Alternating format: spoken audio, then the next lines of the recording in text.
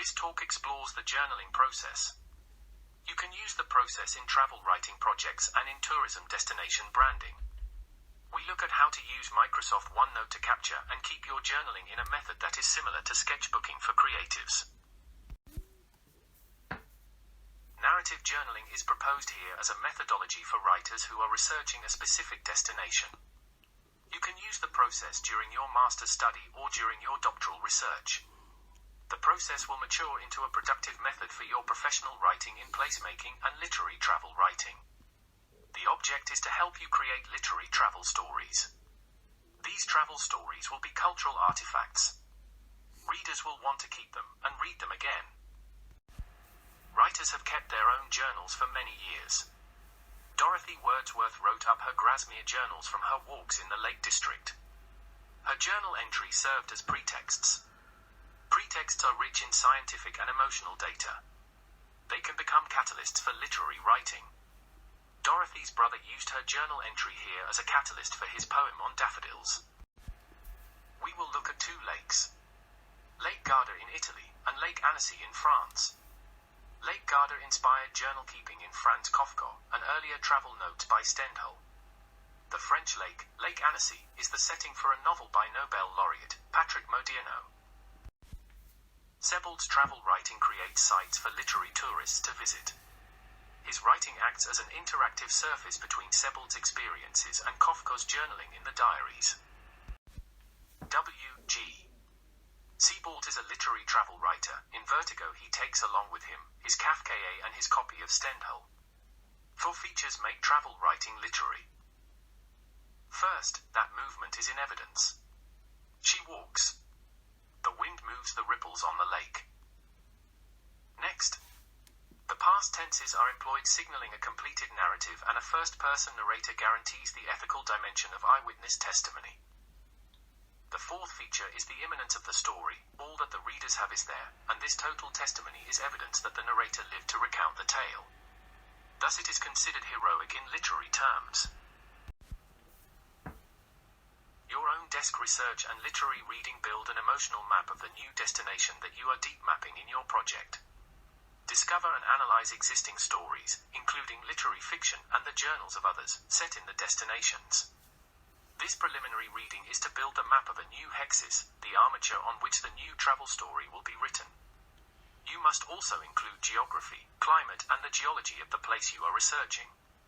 Keep all your notes in the pages of your journal.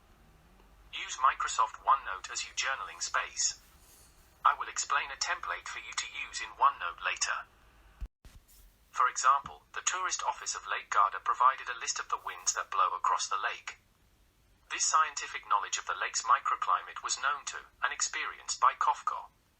He includes the effects of these winds in his journaling in his diaries. Sebald includes this in his hexis, in his route and story around Lake Garda. This is how I conceive of the hexis.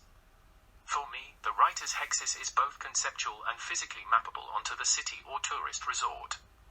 You arrive at the point labeled 1. This can be the railway station, the ferry terminal, or even your hotel. Then what I have called the plateaus. These plateaus represent the stopping point where you can see a sight or experience an emotion in the urban space. Usually, 5 more plateaus are sufficient for one walking tour around the town. Sebald's hexis starts with Stendhal travel notes and with the diary of Kafka. At the resort town of Limwan Garda, it is here that Stendhal explores the idea of love for Madame Garadi on the lake. Sebald is forced to end his unfulfilled quest for Kafka. Here at Limwan, Sebald had planned to travel on as far as the town on the northern point of Lake Garda, called Riva del Garda. Kafka stayed here in Riva and experienced a realization of love's emotions. This the hikes is both geographic and emotional. The researcher today can build a hexis as Sebald did for his destination. It requires literary reading, journaling, and the realization of a theme. An example of a theme that I use is that of ethnobotany. This is where locals use plants in a cultural way. The theme might evolve in your own journaling or from the catalyst of another writer's journal entry. Remember the rich ideas concisely stored in Dorothy Wordsworth's journal entry. They verily laughed with the wind that blew upon them over the lake. template to store and share concepts and emerging plans for your travel story. It is based on the idea of the Zettelkasten, or card index file. I have made a table of cells with icons. You can paste in quotations that become catalysts. In this OneNote page I have pasted in that quote from Wordsworth's Journal of Grasmere. In the cell below write your affirmative notes to develop this idea into a theme. Ask yourself, where will I go to find these daffodils during my walk around the town? The final cell, labeled dialogue. This is where you can ask questions of the stakeholders you meet on your work in the field. Quotations and the ideas generated by them during affirmative journaling will give you a map of your route around the town. In this slide they are the locations around Lake Annecy used in novel of Patrick Modiano novel called The Villa Triste. You create a literary geography of the destination with potential plateaus to explore in more detail during fieldwork.